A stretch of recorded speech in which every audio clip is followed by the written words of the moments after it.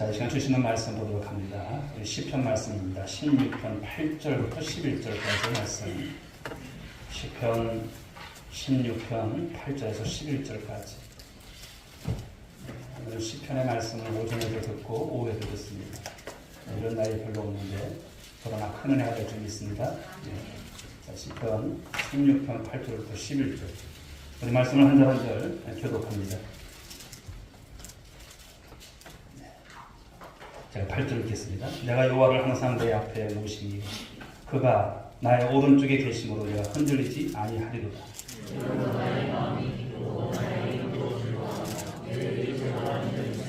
이는 주께서 내 영혼을 수월에 버리지 아니하시며 주의 거룩한 자를 멸망시키지 않으실 것임이니이다. 주께서 생명의 길을 내게 보이시니 주의 앞에는 충만한 기쁨이 있고 주의 오른쪽에는 영원한 즐거움이 있나이다. 아멘. 자, 이 시간 말씀을 듣는 시간, 특별히 오늘 본문의 말씀을 가지고 하나님을 경외하는 사람, 바로 이런 말씀의 제목인데요. 제가 이제 몇 차례 이제 여러분들과 함께 말씀 나눌 것은 하나님께서 찾으시는 그 한 사람이 되자라고 하는 거예요. 하나님께서 찾으시는 사람. 이 시대를 통해서 하나님께서 찾으시는 한 분 한 분이 여러분이 될 수 있길 저는 축복합니다. 할렐루야. 여러분 한 분 한 분이 그런 삶이 되셔야 하고요. 그래서 오늘 경애에 대한 말씀을 제가 이 시간 비춰나누면서 또 은혜를 받고자 합니다. 종교개혁가들이 외쳤던 슬로건 5가지. 이게 뭘까요? 오직 성경, 오직 그리스도, 그리고 오직 은혜, 오직 믿음, 그리고 오직 하나님께 무엇? 영광. 이 5가지. 우리 한번 따라해볼까요? 오직 성경, 오직 그리스도, 오직 은혜, 오직 믿음, 오직 하나님께 영광. 뒤에 있는 영어는 여러분들이 좀 보시고요.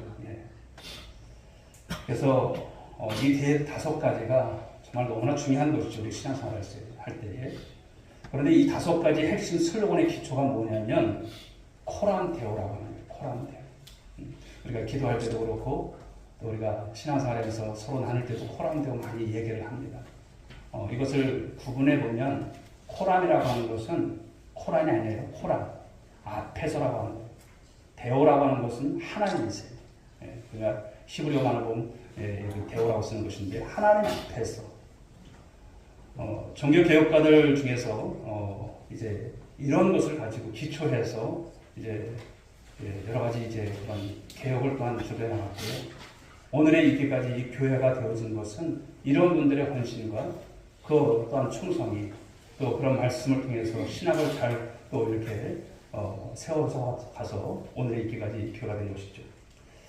종교개혁가들을 보게 되면요, 사람 앞에 잘 보이고 세상 앞에 명예롭게 사는 것을 원하지 않았어요. 힘들고 어려워도 그들은 오직 하나님 앞에서 의롭고 선한 삶을 살아가기를 소원했다는 것이죠. 그래서 종교개혁가 중에서 코란데오를 가장 많이 외쳤던 사람이 있다면 바로 루터입니다. 루터. 그리고 우리 장로교에 있어서 너무나 중요한 인물이죠. 칼빈.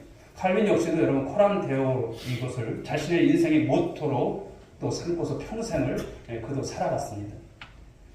자, 그런데 이런 것은 이 종교개혁가들만이 아니라 우리 하나님의 사람들 역시, 우리 온누리교회 성도들 역시 하나같이 코란데오의 신앙을 가지고, 즉 하나님 앞에서 삶을 사시고 하나님 앞에서 신전의식을 가지고 삶을 살아가는 우리 성도들이 될 수 있길 주님으로 축복합니다. 자, 그래서 또 이런 말씀을 가지고 이제 살아가는데요. 또 작년에 이제 일본에 가보니까 그 윤동주 시인의 이제 시비를 좀 봤습니다만, 거기서도 이제 그 식기에 나온 것처럼 죽는 날까지 하늘을 오로라 한 점 부끄럼 없기를 삶을 살아갔던 윤동주 시인의 그런 시가 이제 생각이 납니다만, 바로 이런 것도 무엇입니까? 코란데오예요. 하나님 앞에서. 하나를 우리가 정리하면서 다시 한번 생각해야 될 것이 무엇인가, 여러분 잘 생각하고 또 마음에 새길 수 있었으면 좋겠습니다. 자, 오늘 본문의 시인 다윈 역시도 어떤 삶을 살았을까요? 코란데오예요. 하나님을 경외하는 삶을 살아갔던 다윗이죠.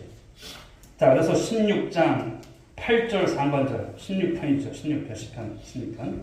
자, 말씀을 한번 같이 읽어보겠습니다. 시작. 내가 여호와를 항상 내 앞에 모심이요.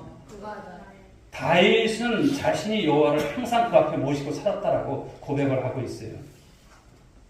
사실 하나님은 영이시기 때문에 우리의 눈으로는 볼 수는 없어요. 손으로 만질 수도 없어요.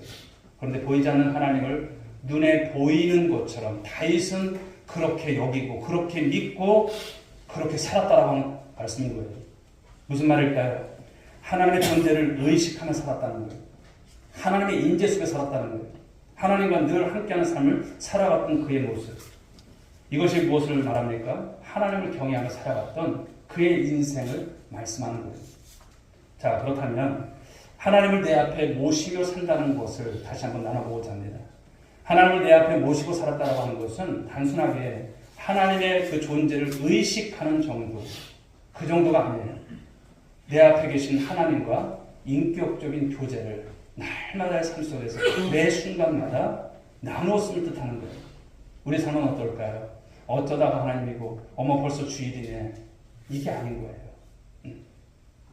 눈을 떠서부터 눈을 감을 때까지 꿈에서조차 어떤 권사님 오늘 새벽에 교회 가셨는데 꿈에서 저를 봤대요. 그래서 참 말씀드리기 그렇고 꿈에서조차 정말 교회 생활이 막 이렇게 나오고요. 하나님께 대한 그런 어떤 모습들이 나와진다는 것은 쉽지 않은 것이에요. 그러니까 하나님과 함께하는 삶이 얼마나 귀한가를 생각해 볼 수가 있죠. 여러분의 삶은 어떨까요? 하나님과 늘 대면하여 교제하고 나누는 삶을 살아가고 있는지, 끊임없이 대화를 나누고 질문을 던지고 그분 앞에서 엎드려 기도하고 그분 앞에서 우리가 찬양을 드리는 삶이 우리는 얼마나 있을까요? 사람과의 관계도 마찬가지가 아닐까요? 부모님 모시고 사시는 우리 또 우리 분들도 계신데요. 부모님 모시고 산다라고 하는 것은 어떤 것일까요? 부모님과 함께 식사도 하고 일상의 삶을 나누기도 하고 또 좋은 곳이 있으면 모시고 가서 또 이렇게 구경도 하고 또 어려운 일이 있을 때는 우리 부모님들이 여러분 우리보다 어떻게 보면 더 연세가 많으시기 때문에 모르시는 것들도 있겠지만 그래도 삶에 어떤 경륜이 있으시잖아요.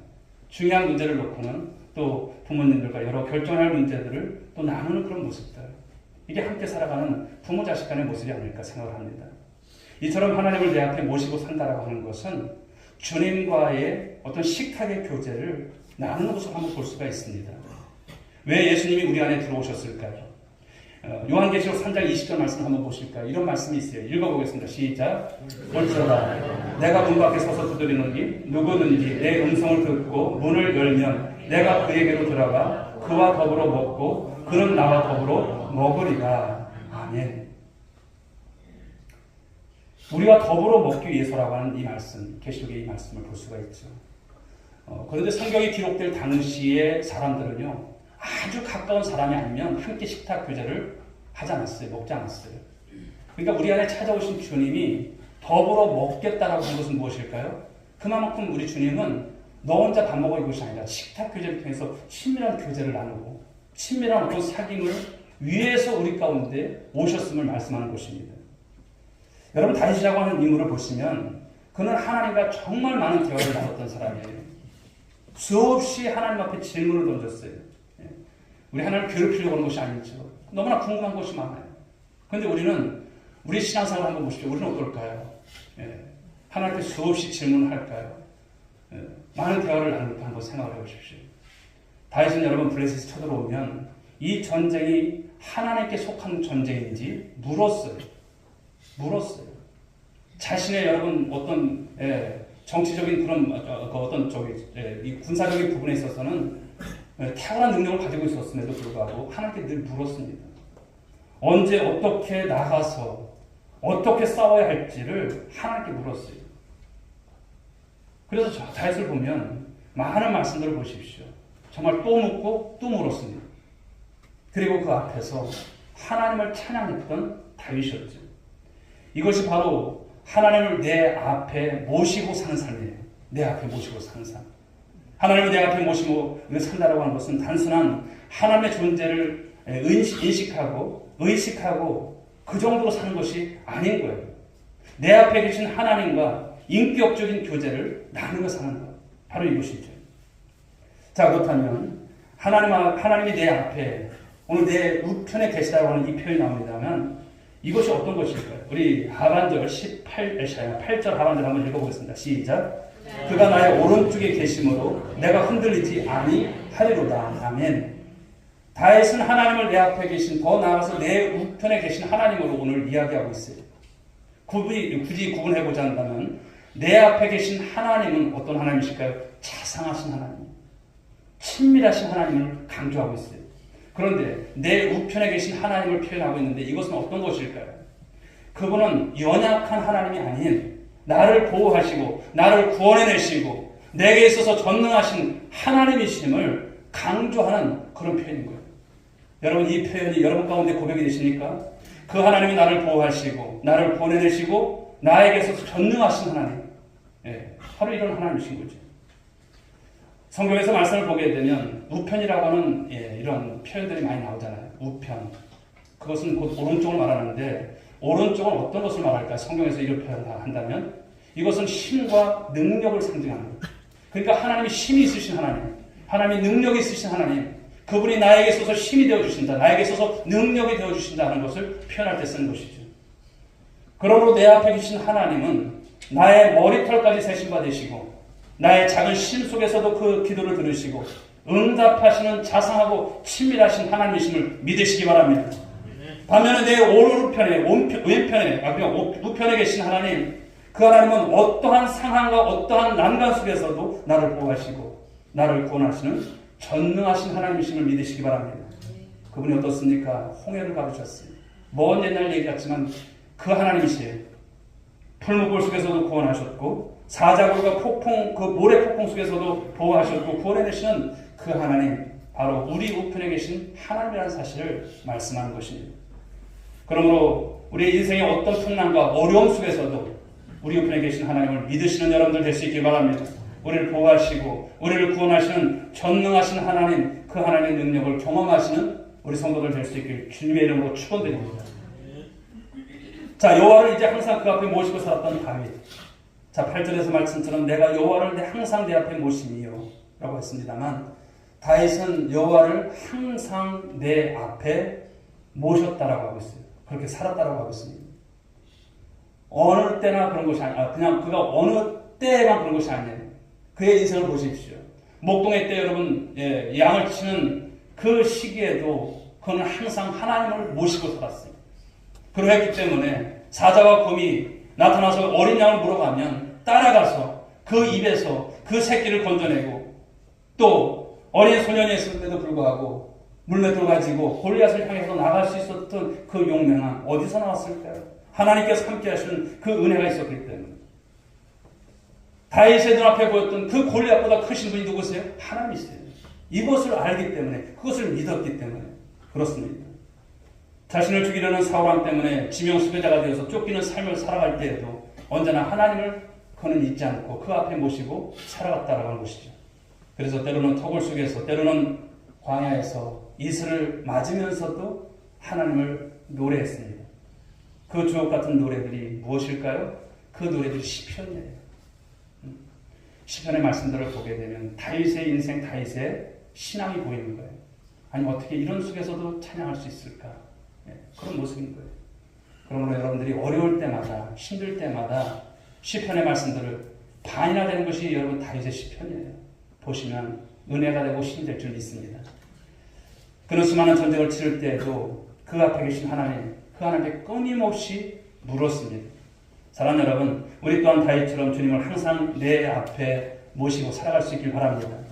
그분을 경외하며 살아가야 하는 것이죠.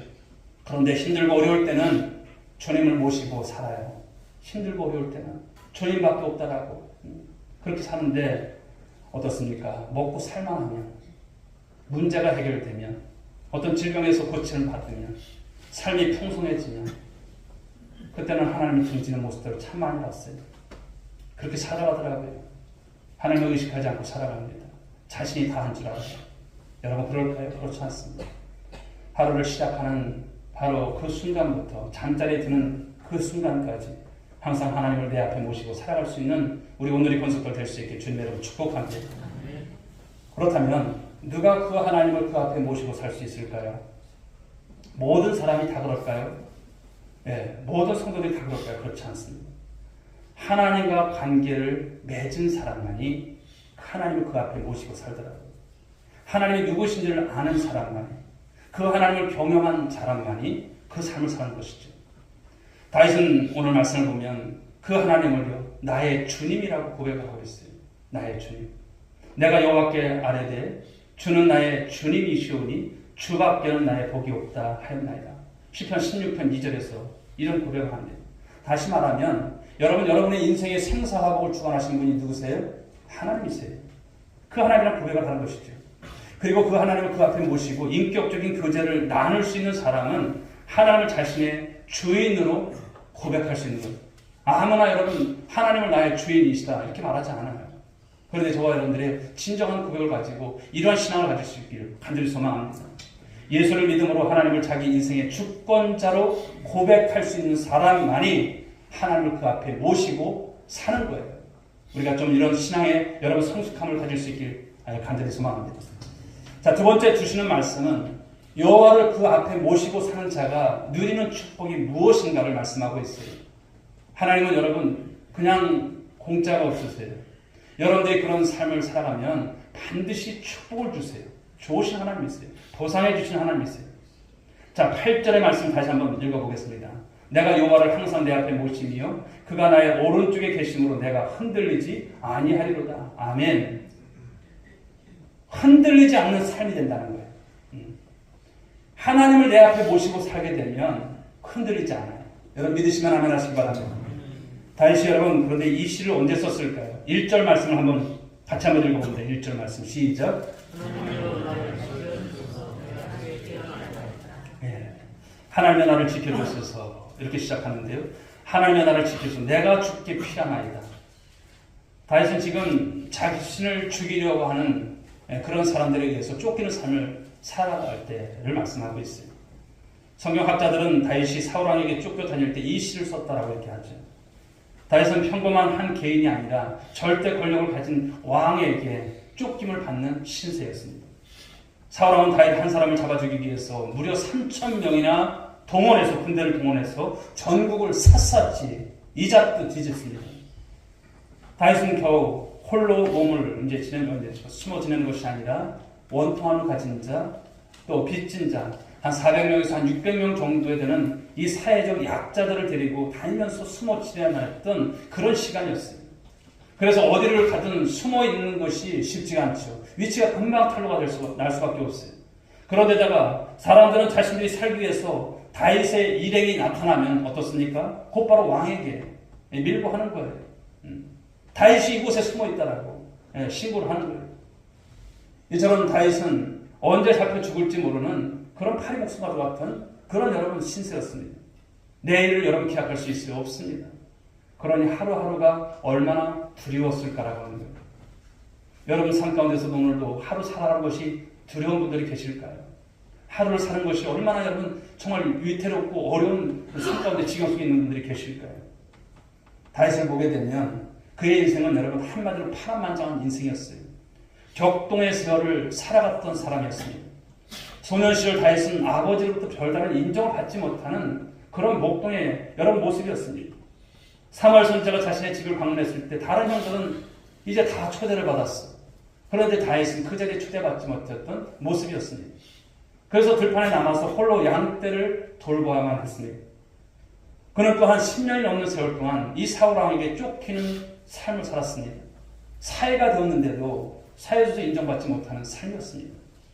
왕이 된 이후에도 여러분 수없이 많은 전쟁을 치르며 정말 죽음의 사선을 넘나 걸었던 바로 그런 삶이었죠.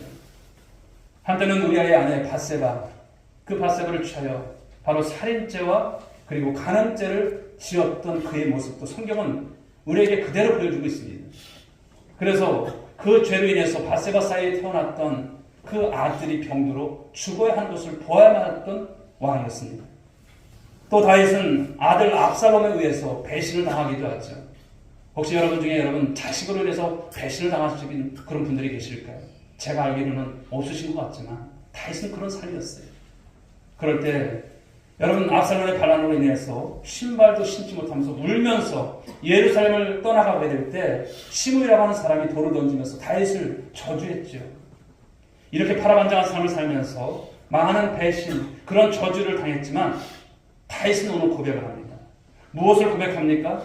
오늘 시편 16편 8절 하반절에서 내가 흔들리지 아니하리로다. 할렐루야. 파란만장한 인생 속에서도 내가 흔들리지 않는다.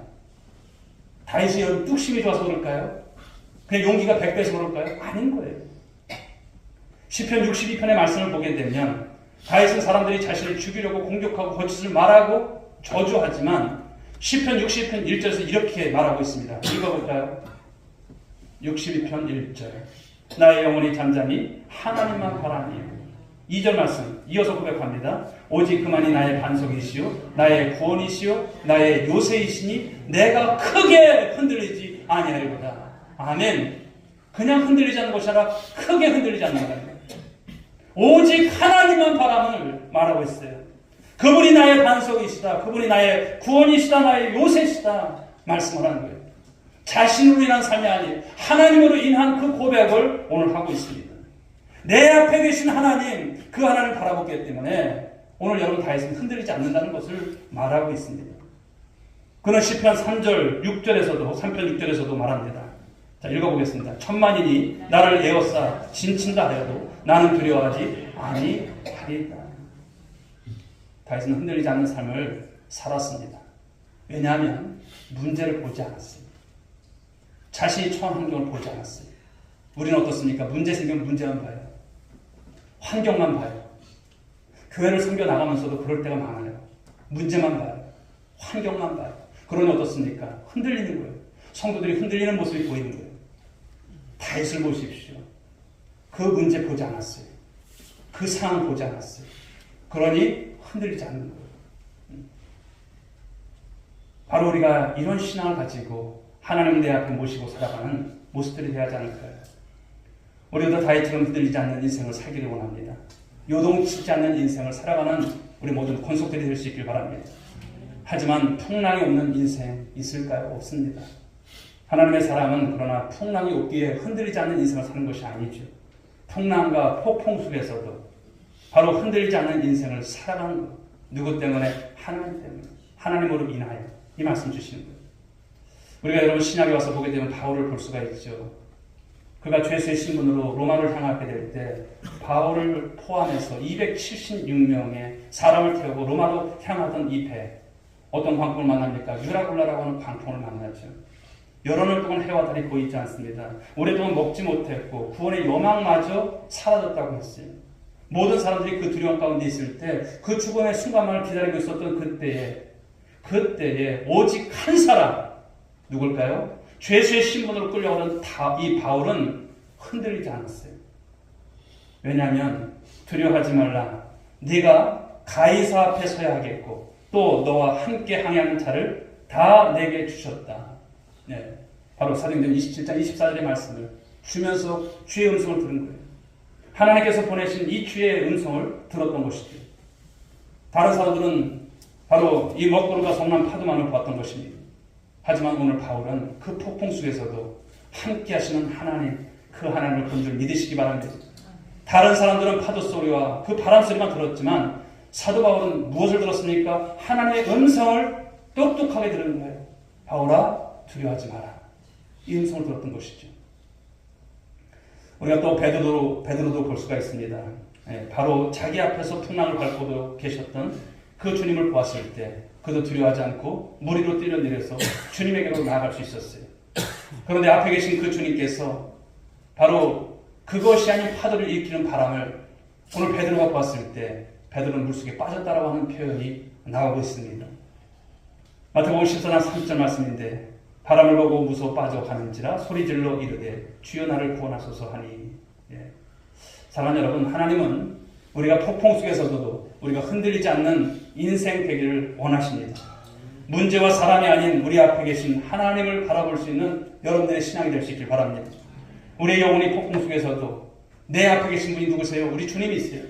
그 주님을 내가 바라볼 수만 있다면, 그 상황과 그 문제 앞에서도 그 주님을 바라볼 수만 있다면, 그리고 그 주님의 음성을 들을 수만 있다면 그 거친 파도가 우리를 향해 와도 우린 주님께 날아오르게 될 줄 믿으시기 바랍니다. 그 주님이 함께 하세요. 그냥 이 시간에 여러분 듣기 좋은 소리가 아닌 거예요. 여러분의 삶에 여러분 다 다르죠. 파도가 있고 풍랑이 있는 여러분 모습들이 있을 것입니다. 그러나 그거 보지 마시라는 거예요. 오늘도 이겨낼 수 있길 바랍니다. 자, 우리가 이제 주님을 바라보고 살아가게 될 때 어떤 은혜를 누릴 수가 있을까요? 자, 9절 상반절 말씀이에요. 읽어볼까요? 이러므로 나의 마음이 기쁘고 나의 영도 즐거워하며, 마음이 기뻐지고요, 영도 즐거워한다는 것을 말씀하고 있어요. 여호와를 그 앞에 모시고 사는 자, 두 번째 누리는 축복이죠. 마음이 기쁘고 여러분의 안에 있는 영도 기쁘다는 거예요. 왜 하나님을 내 인생의 목전에 모시고 살면 나의 마음이 기쁘고 또 나의 영이 여러분 주 안에서 그렇게 기뻐할까요? 그것은 16편 11절 말씀이에요. 여기 말씀을 보게 되면, 자, 주께서 생명의 길을 내게 보이시리니 주의 앞에는 충만한 기쁨이 있고 주의 오른쪽에는 영원한 즐거움이 있나이다, 이렇게 말씀합니다. 주 앞에 무엇이 있다? 충만한 기쁨이 있다는 것. 주의 오른쪽에 무엇이 있다? 영원한 즐거움이 있다는 말씀을 주시고 있어요. 우리가 주님을 앞에 모시고 그 주님과 교제하는 삶, 그리고 주 앞에 있게 되면 충만한 기쁨과 주의 오른쪽에 있는 영원한 즐거움이 바로 우리 신앙 가운데 나타나게 된다는 것을 말씀하고 있어요. 저는 여러분들이 그렇게 될 수 있길 주로 축복합니다. 주님 앞에 우리가 살게 되면 이런 은혜가 흘러나올 수밖에 없습니다. 그래서 주님은 이 땅을 떠나기 전에 바로 사람들이 내 기쁨을 충만하게 가지게 해달라고 우리 하나님 앞에 그 기도를 드렸던 거예요. 주님은 우리가 주님을 우리 앞에 모심으로써 주의 앞에 있는 이 충만한 기쁨과 주의 오른쪽에 있는 바로 이 영원한 즐거움을 누리고 살아가기를 원하신다. 오늘 함께 신앙생활하는 것이 무엇일까? 또 생각해보면 참 감사한 거예요. 오늘도 새 가족들과 또 공부를 하고 식사를 하면서 또 여러 가지 이렇게 뭐 짧은 시간이지만 이야기를 나누다 보니까 참 감사하더라고요. 그분들이 여기까지 오게 된 것이 뭘까? 근데 이제 어떤 분은 그러더라고요. 나는 오래전부터 신앙생활을 했는데 초신자가 나를 인도해서 이렇게 교회 나오게 되었다라고. 자, 그래서 우리는 그런 말을 했어요. 우리가 우연인 것 같아도 성도님, 우리 삶은 우연인 것이 하나도 없습니다. 만나게 하신 분이 하나님이시고 때가 되어서 이렇게 나오게 하신 것이죠. 참 긍정적이시고 긍정의 에너지가 굉장히 많으시더라고요. 많은 이야기를 하고 또 그런 모습을 봤습니다만, 앞으로 그분을 위해서 여러분들이 초신자들이지만, 그리고 기존에 다니셨던 분이시지만 우리 교회에 오셔서 이렇게 신앙생활을 잘 정착할 수 있도록 여러분들이 많은 교제와 나눔을 좀 가질 수 있길 바랍니다. 또 이렇게 새로 또 이제 초신자들이 또 오시니까 우리 장로님, 우리 집사님들이 또 차도 갖다 드리고 막 가서 성경도 갖다 드리고 참 그 모습이 너무나 감사하더라고요. 챙겨주는 거. 그렇죠. 우리는 새로운 가족들이 그냥 손님처럼 여기 있으면 안 돼요. 그냥 우리가 좀 더 가까이 다가가서 빨리 이렇게 우리가 융화되고 화목할 수 있도록 하는 것이 얼마나 좋은 모습인가 생각을 해봅니다. 왜 그렇습니까? 주님 안에서 우리가 신앙생활에 있어서 시간이 너무나 오래 가면 여러분 다 식상해져요. 그러나 오셔서 우리가 그때그때마다 이렇게 신앙생활하게 되면, 아, 이 교회는 정말 은혜가 있구나, 주의 사랑이 있구나, 즐거움이 있구나, 이런 것이 작은 것 같아도 결코 작은 것이 아니더라고요. 이런 모습으로 우리 교회가 더 많은 부흥을 이뤄가는 우리 오늘의 교회가 되기를 주님의 이름으로 축복합니다. 세 번째 주시는 말씀은요, 16편 9절 하반절 말씀인데, 내 육체도 안전히 살리니, 이렇게 말씀하셨어요. 그러니까 육체가 안전히 살게 된다는 말씀이에요. 이 삶을 주신다는 거예요. 하나님을 그 앞에 모시고 사는 육체도 안전히 살게 된다는 말씀이죠. 육체가 안전히 살게 된다는 것은요, 하나님이 누구의 피난처가 되십니까? 나의 피난처가 되어 주시겠다, 이 말씀인 거예요. 하나님이 나의 인생의 피난처가 되심을 가장 많이 경험했던 사람은 바로 다윗이 아닐까 생각을 합니다. 힘들고 어려워, 이제 죽었다, 이제 끝났다라고 생각하는 그 많은 순간마다 하나님은 피할 길을 오늘 다윗에게 열어주신 거예요. 그래서 다윗을 보면, 다윗의 시편들을 보게 되면 무려 19번이나 여호와는 나의 피난처시니, 나의 피난처가 되십니다. 오늘 여러분의 삶의 피난처가 되시는 분은 누구실까요? 오직 유일하신 하나님 한 분이신 줄 믿으시기 바랍니다. 여러분, 그 하나님을 의지할 수 있길 바랍니다. 자, 우리가 그래서 흔들리지 않는 삶을 살기 위해서는, 이 폭풍 속에서도 흔들리지 않는 인생을 살기 위해서는 어떤 상황 속에서도 내 마음이 기쁘고 내 영이 즐거워하는 삶을 살기 위해서는, 그리고 그 하나님이 내 인생의 피난처가 되신다는 이 삶을 살기 위해서는 어떻게 된다? 여호와를 내 앞에 모시며. 아멘. 여호와를 내 앞에 모시며. 이게 하나님을 경외하는 삶이에요. 오늘도 하나님께서 찾으시는 한 사람은 누굴까요? 그 하나님을 정말 고백하면서 그 하나님을 앞에 모시고 살면서 어떠한 상황 속에서도 여러분 세상의 그 문제 때문에 그 여러분 상황 때문에 흔들리는 것이 아니라 그 하나님의 능력과 그 하나님께서 함께 하심을 오늘도 바라보고 피난 찾아가신 하나님을 오늘도 인식하고 살아가는 그 사람에게 이와 같은 은혜를 주실 줄 믿으시기 바랍니다. 그러므로 저와 여러분들은 하나님의 존재를 인식하고 의식하는 정도, 이 정도가 아니에요. 무엇입니까? 그분을 내 앞에 모시고, 아멘. 이 신앙이 되셔야 돼요. 내 앞에 모시고 그분과 인격적 교제를 나누며 삶을 살아가는 저와 여러분들이 되할 줄 믿습니다. 오늘만이 아니에요. 매일매일 삶 속에서 주일이 기다려지고 예배가 기다려지고 기도하는 것이 기다려지고 아침에 되면 성경이 기다려지고 육신의 양식보다 하나님의 말씀이 더 귀한 줄 알고 이런 하나하나가 여러분 되어질 수 있길 바랍니다. 삶의 우선순위가 바뀌셔야 되고요.